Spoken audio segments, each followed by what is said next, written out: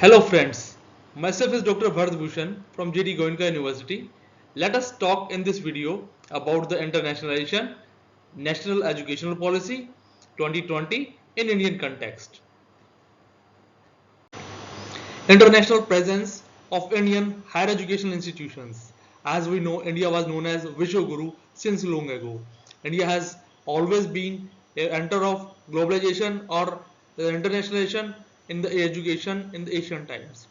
Takshila Vishwavidyalaya and Nalanda Vishwavidyalaya were the center of attraction and the main educational centers for the whole world.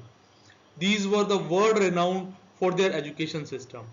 National Educational Policy 2020 has again opened the door of a new wave of internationalization through several initiatives. Let us talk about Indian higher education system. It's the third largest in the world. It has approximately 1,113 universities, over 43,796 colleges, and over 11,296 standalone institutions to serve for the education. More than 4.14 crores students and more than 15.5 lakh of teachers with gross enrollment ratio of 27.3 and 1.05 gender parity index, and there are 24 people teacher ratio. This is the data according to the AISSG year 2020-21. Let us talk about the near history of internationalization of higher education. We know British universities were known as the leaders in providing the low-cost education to the foreign students. But in 1979, Margaret Thatcher, via her secretary, got to know that 100 millions of the university budget is spent on the foreign nationals. So they cut out at the immediate moment. But still, other universities continue to serve for the same. Indian educational policy since independence has no concept of internationalization of Indian education, but National Educational Policy 2020 introduces internationalization of education. Let us talk about the significance of internationalization. As we know, with internationalization, the quality of the domestic higher education improves a lot, setting the India as a global study destination. International collaborations for the internship and researches are open for everyone.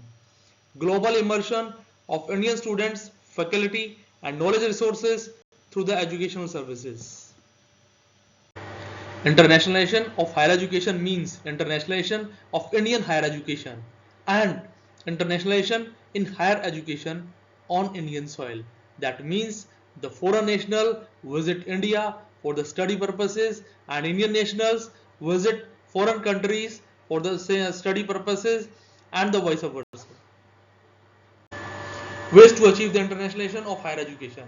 It can be achieved via student mobility. That means exchanging the student with the foreign universities for the study purposes.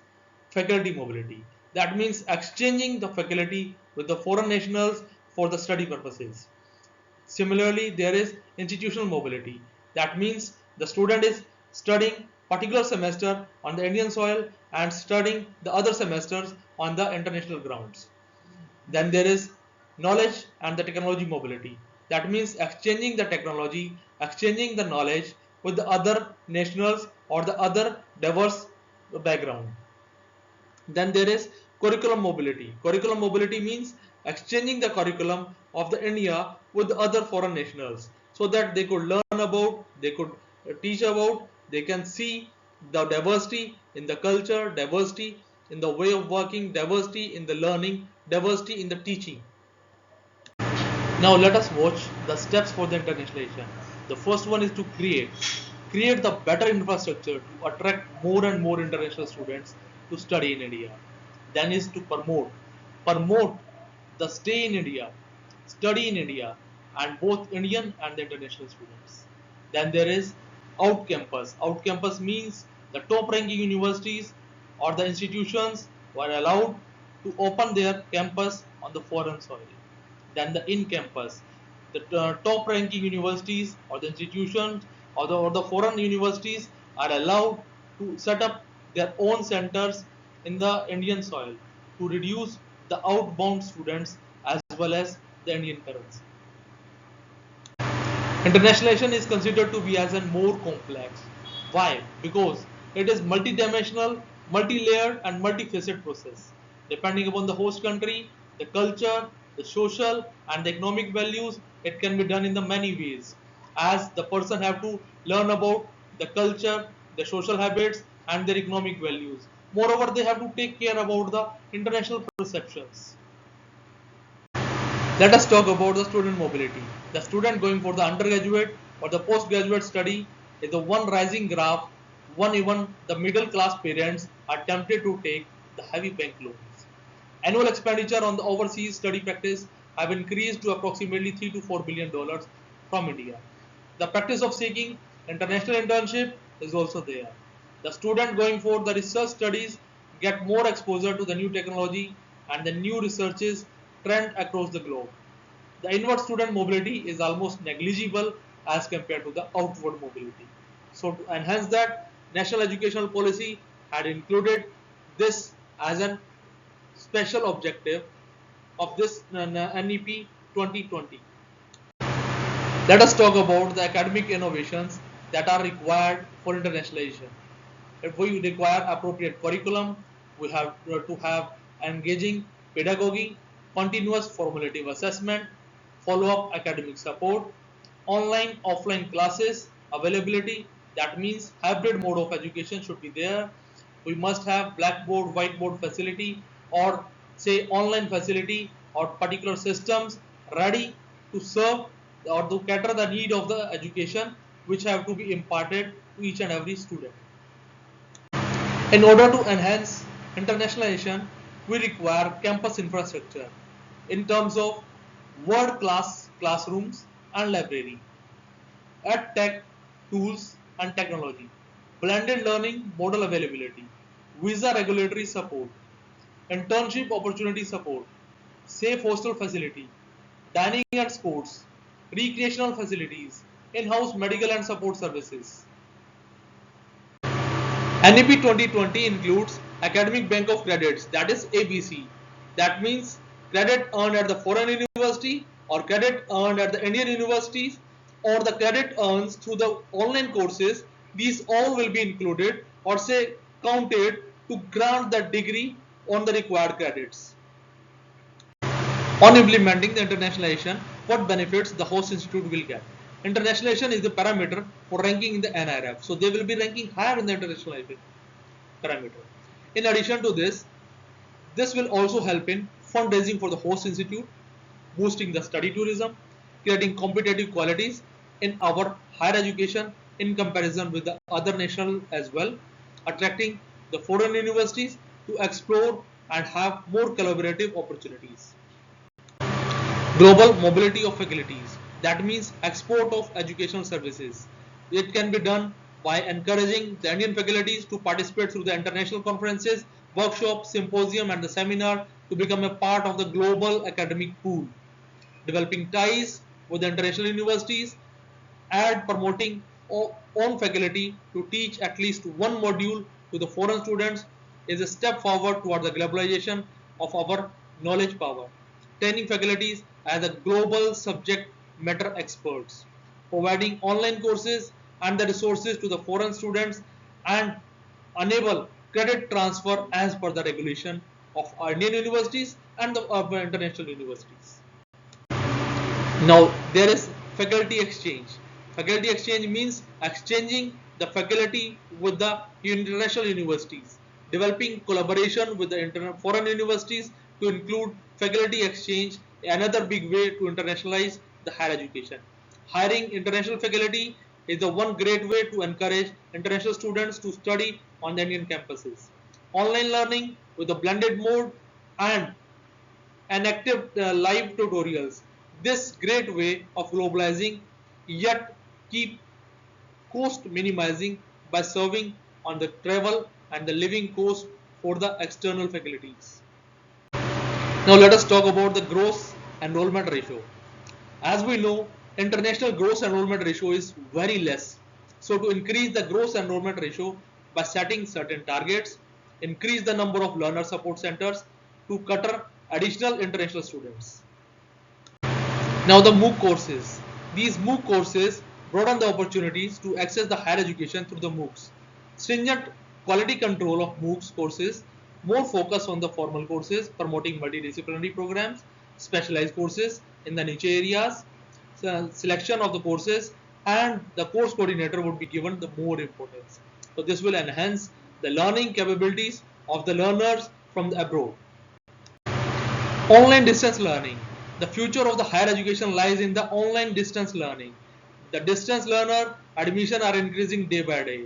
Plan to increase the number of the open universities in the international boundaries. Invitation to the universities to apply online distance learning centers for the different particular courses. Now talking about the institutional mobility. Top ranking universities and the institution of substantial accreditation have been allowed to open the campus in India for the first time in NAP 2020. The major reform to reduce the outbound students as well as the Indian currency. The government is in process of developing the regulation on the model of the fees, revenue sharing and other matters. Student exchange programs. Indian universities are developing the partnership with the international universities to send a group of students on the educational trip to give a short-term exposure to their college campus, infrastructures, professors, tutorials, assessment modules, local city tours, and sometimes also including the trip to the industrial visit or the corporate office. This will be a new mode of globalization. Moving on to administrative support. In administrative support, we require certain things which are most important to implement internationalization. That is simplified visa, phone registration, regional office processes, and internship policies for the international student, additional fund for foreign universities that aim to become the attractive destination for the international students to develop specifically designed courses, special schemes that offers research scholarship to the student from the developing countries. Now talking about the Indian government support. Indian government is also supporting in the various ways for the internationalization program. Indian students who want to pursue PhD at the top 200 ranking universities in the world will be supported with a scholarship up to 5 years with the condition that the scholar have to return to India after completion of at least 5 years and again have to work in India for next 5 years consecutive to get PM Young Academician Scheme. Then there is SPARK, Scheme of Promotion of Academic Research and Collaboration. It aims at promoting international research collaboration between the universities in India and the 27 other countries. Then is a RUSHA MOU, that is Rashtriya Uchchatar Shiksha Abhiyan, aim to build partnership between the foreign universities and the state universities to improve the quality of program offered at the regional level. Let us continue with the government initiatives. Impress, impactful policy, research in social science. Promoting collaborations in research and academia between Indian and the foreign institutes. GYAN, global initiative of academic networks, aims at tapping the talent pool of international scientists and entrepreneurs to encourage their enhancement in higher education in India. To augment the country's existing academic resources, accelerate the pace of quality reforms, and elevate India's scientific and technological capacity to the global excellence. Adding to the government initiatives, there is one more thing known as scholarships. Scholarship for the international student, internationalization of an entrance exam, test for the selection, recruitment of the international students, and improving the hostel facilities in the higher institutions, higher educational institutions participative in SII program. Then next is the program mobility, exchange of courses and program modules, introducing the unique Indian courses to the foreign universities as a part of the curriculum, introducing the unique pedagogical technique and the technology from India into the international scenario. Now including the dual degrees, joining the international research partnership and the more MOUs for the mutual recognition of the degrees will be encouraged to incentivize the selected Indian higher educational institutes with funding. Now next is international research collaboration. That means partnership with the Indian and the international universities to make the lab facilities available to the research scholars is another way to engage in research method, innovative thinking, and getting into the pool of international think tanks. Mutual fellowship awards and the scholarship make a part of the search exchanges, and the AICT, DST, and UGC etc. do have more schemes on these lines. Job openings for the postdoctoral research fellowship, research assistants, then easily manageable by the both nations. That's all for today's video lecture. Thanks for your patience listening. Stay tuned for the international tab on the GDG University website for the new innovative and learning videos on internationalization. Thanks a lot.